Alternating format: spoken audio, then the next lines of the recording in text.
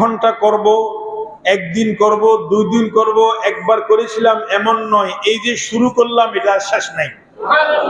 বর্তমান এবং ভবিষ্যৎ কাল ব্যবহার করেছেন। ইন্নামা ইউরিদুল্লাহ লিউযহিবা আনকুমুর রিজসা আহলাল বায়। আমি আল্লাহর মনসা, আল্লাহর ইচ্ছা আহলে বায়াতের কাছে যেন কোন রকমের রিজস, কোন পাপ, কোন রকমের খারাপি স্পর্শ করতে না পারে। ওয়ায়ুতাহহিরাকুম তাতহীরা, এরা পুত পবিত্র। চিৎকার দিয়ে বলেন সুবহানাল্লাহ। কেমন ভাষা আল্লাহ ব্যবহার করেছেন আহলে বায়াতের ব্যাপারে। আহলে বায়াত হচ্ছেন, আহাল মানে পরিবার, বায়াত মানে ঘর, পরিবারের সদস্য। নবী পরিবারের সদস্যকে আহলে বায়াত বলা হয়। আহলে বায়াতের মধ্যে সর্বপ্রথম যারা, ওনারা হচ্ছেন মা ফাতেমাতুজ জাহরা রাদিয়াল্লাহু তাআলা আনহা, হযরত আলী মুরতুদা রাদিয়াল্লাহু তাআলা, ইমাম হাসান হুসাইন রাদিয়াল্লাহু তাআলা। এগুলা প্রথম পর্যায়ের উম্মাহাতুল মুমিনিন, এরাও আহলে বায়াতের। মা ফাতেমাতুজ জাহরা রাদিয়াল্লাহু তাআলা, ইমাম হাসান হুসাইন রাদিয়াল্লাহু তাআলা আনহুমা, আলী মুরতুদা রাদিয়াল্লাহু তাআলা আনহুকে আল্লাহর প্যারা নবী চাদর মোবারকের মধ্যে নিয়ে দোয়া করেছিলেন আর বলেছিলেন, আল্লাহুম্মা হাউলাই আহলে বাইতি, আল্লাহ এরাই হচ্ছেন আহলে বাইতের সদস্য, এরাই আহলে বাইতের সদস্য, এরাই হচ্ছেন আহলে বায়াত। আল্লাহর হাবিব আহলে বায়াত কে সেটার পরিচয় করে দিয়েছেন। আহলে বায়াতের মধ্যে ইমাম হাসান হুসাইন রাদিয়াল্লাহু তাআলা আনহুমা, মা ফাতেমাতুজ জাহরা রাদিয়াল্লাহু তাআলা আনহা, আলী মুরতুদা রাদিয়াল্লাহু তাআলা, এদের কথা কোরআনে পাকের মধ্যে আল্লাহ সুস্পষ্ট ইরশাদ করেছেন, এরা পবিত্র, এরা পবিত্র, পবিত্র। জোরে বলুন সুবহানাল্লাহ। সেই রহমাতুল লিল আলামিনের কলিজার টুকরা নাতি নবীজি যখন নামাজ পড়তেন, ইমাম হাসান হুসাইন রাদিয়াল্লাহু তাআলা আনহুমা নবীজির পিঠ মোবারকের উপর উঠে খেলাধুলা করতেন। যখন ছোট ছিলেন, এমন শরীরের এমন কোন স্থান ছিল না প্যারা হাবিব সাল্লাল্লাহু আলাইহি সাল্লাম নবীজির ঠোঁট মোবারক লাগিয়ে চুমু দেন নাই। এই গলা মোবারকের মধ্যে, কপাল মোবারকের মধ্যে অসংখ্যবার প্যারা হাবিব সাল্লাল্লাহু ইমাম হাসান হুসাইন রাদিয়াল্লাহু তাআলা আনহুমাকে চুমু দিয়েছিলেন। আরো যারা বলুন না সুবহানাল্লাহ। এই কারণে আশুরার এই 10 তারিখ মুহররমের কারবালা শত শত বছর পর্যন্ত, হাজার বছর পার হয়ে গিয়েছে। আজকে এই শত শত হাজার বছর পরও কারবালার কথা শুনলে এমন কোন মুসলমান নাই যার কলিজা নাড়া দিয়ে ওঠে না। কথা সত্য না মিথ্যা? কারণ এই ধরনের একটা ঘটনা কারবালার জমিনে হয়েছে। আমি আপনাদেরকে সামান্য একটু ডকুমেন্ট দিব যে এত বড় ঘটনা আল্লাহ কেন করলেন। সংক্ষেপে বলছি, খুব খেয়াল করবেন। আল্লাহ ইচ্ছা করলে ইমাম হুসাইন রাদিয়াল্লাহু তাআলা আনহুকে বাঁচাতে পারতেন কিনা? একটু জোরে বলুন। সেই ক্ষমতা আল্লাহর আছে না নাই? নবীজি জানতেন, আল্লাহর রাসূল জানতেন কারবালার জমিনে ইমাম হুসাইন শাহাদাত বরণ করবে, কিন্তু কোথাও একটা বারও এমন দোয়া আল্লাহর রাসূল করে নাই যে আল্লাহ ইমাম হুসাইনকে তুমি শাহাদাতে কারবালা থেকে মুক্তি দাও, এজিদ বাহিনী থেকে মুক্তি দাও, আমার হুসাইনকে তুমি কারবালার জমিনে শাহাদাত থেকে বাঁচিয়ে রাখো। এমন কোন দোয়া রহমাতুল লিল আলামিন করেন নাই। কি দোয়া করেছেন?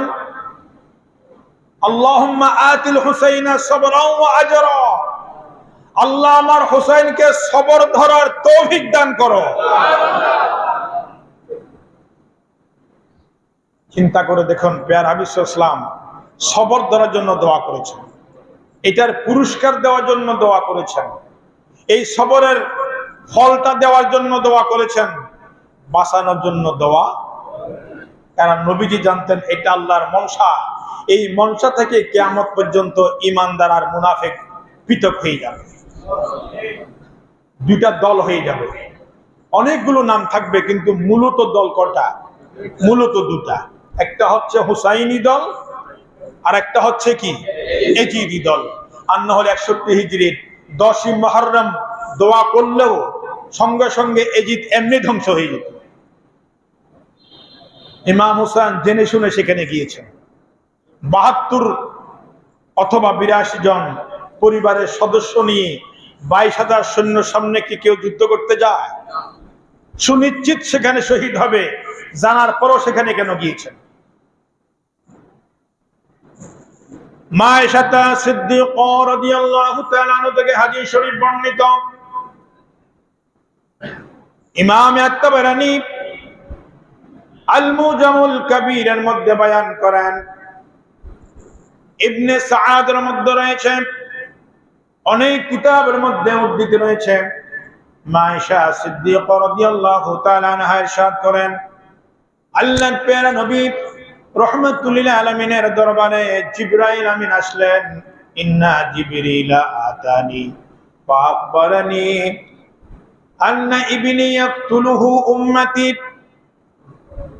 মা আয়েশা সিদ্দিকা বলেন, আল্লাহর প্যারা নবী দু চোখের পানি ছেড়ে দিয়ে বলে, আয়েশা, জিবরাইল আমিন কিছুক্ষণ পূর্বে আমার কাছে আসলো এবং আমাকে এমন একটি সংবাদ দিল, এমন একটি সংবাদ দিয়েছেন যে সংবাদের পরে আমি রাসূল স্থির থাকতে কষ্ট হচ্ছে। আয়েশা, আমার এই কলিজার টুকরা নাতি, আমার এই কলিজার টুকরা সন্তানকে উম্মত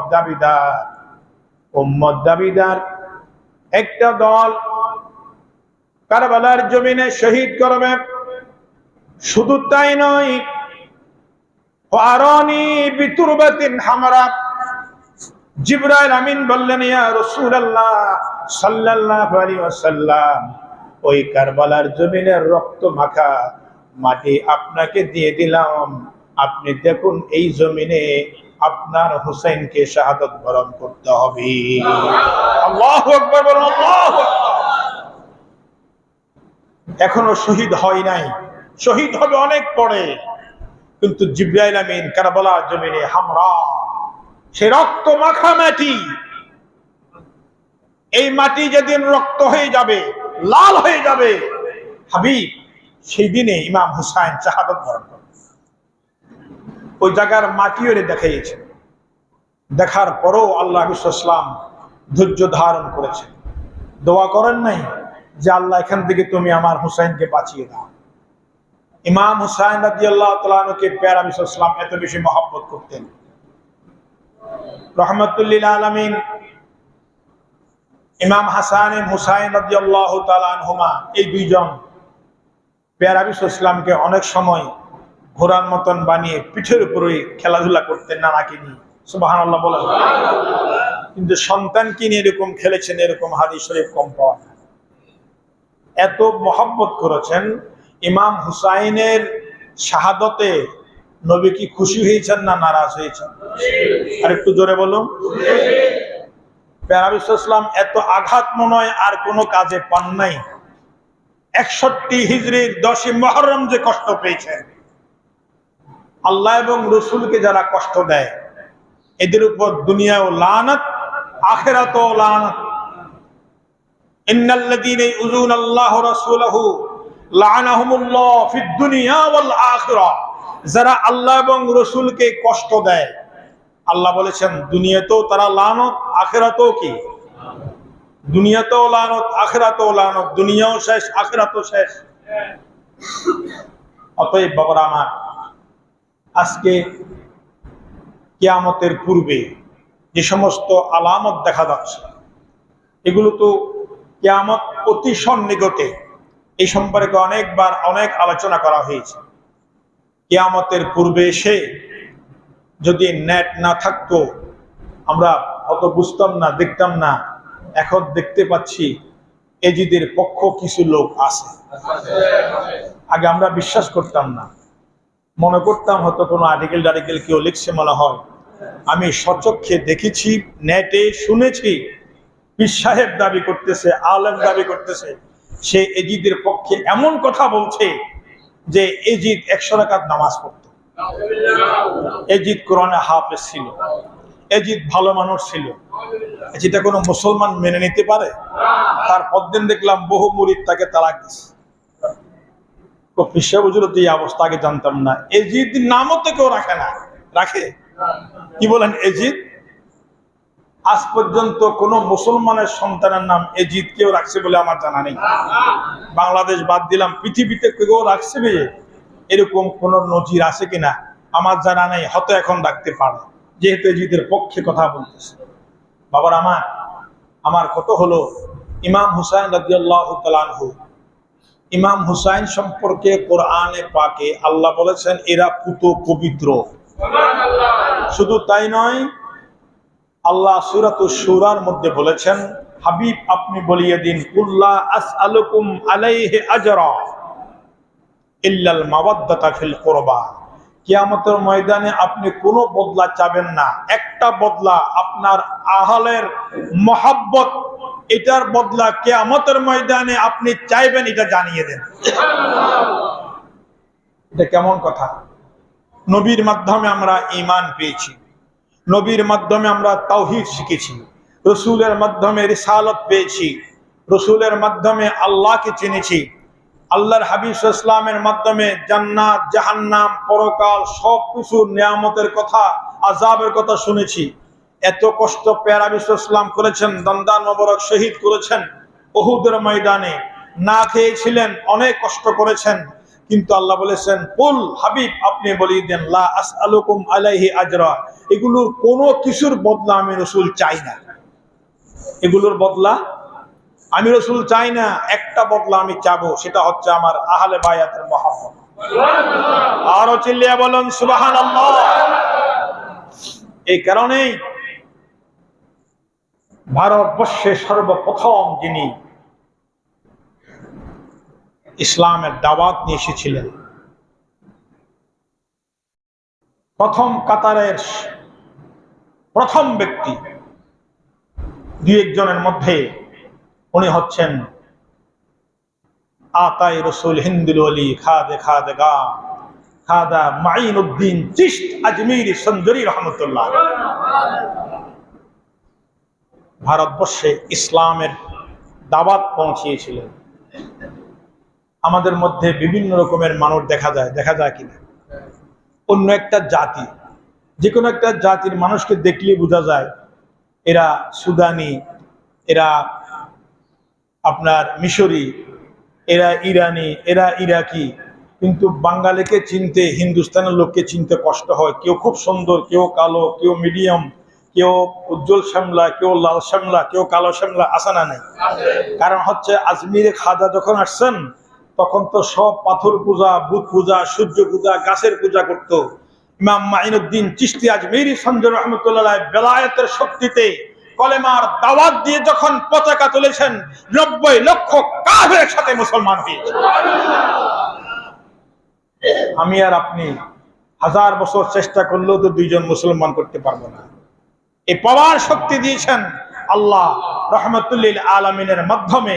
পেয়ারা হাবিব সাল্লাল্লাহু আলাইহি ওয়াসাল্লামের রওজা মুবারক যখন ওনার পীর সাহেব হারুন চিশতি সাথে যখন উনি গিয়েছিলেন, জিয়ারত করতেছিলেন, আল্লাহ নবী সাল্লাল্লাহু আলাইহি ওয়াসাল্লাম রওজা মুবারক থেকে বলেছিলেন, ইয়া মাইনুদ্দিন ইজহাব ইলাল হিন্দ, তুমি হিন্দুস্তানে চলে যাও, আমার দ্বীন ইসলামকে তুমি প্রচার করো। মাইনুদ্দিন চিশতি রহমতুল্লাহ আলাই, উনাকে সবাই মানে, এত উঁচু দরওয়াজার আল্লাহর ওলি ছিলেন। উনি সবকিছু বুঝার পরে বলেছেন, শাহ আস্তে হুসাইন, বাদশাহ আস্তে হুসাইন, দীন আস্তে হুসাইন, দীনে ফানা আস্তে হুসাইন, সরদাদে না দাদে দস দর দস্তে ইয়াজিদ। জোরে বলুন সুবহানাল্লাহ, আরো জোরে বলুন সুবহানাল্লাহ। উনি শেয়ার কয়েকটার মাধ্যমে দ্বীন ইসলামের মূল কথা বলে দিয়েছেন। উনি বলেছেন, শাহ আস্ত হুসাইন, বাদশাহ আস্ত হুসাইন, বাদশাহী, শাহিন শাহ, এটা তো হুসাইনের দরবার। হুসাইন হচ্ছে শাহানশাহ। কেমন শাহানশাহ? জান্নাত আল্লাহ দিয়েছেন সবচেয়ে নিয়ামত, এই নিয়ামতের জান্নাত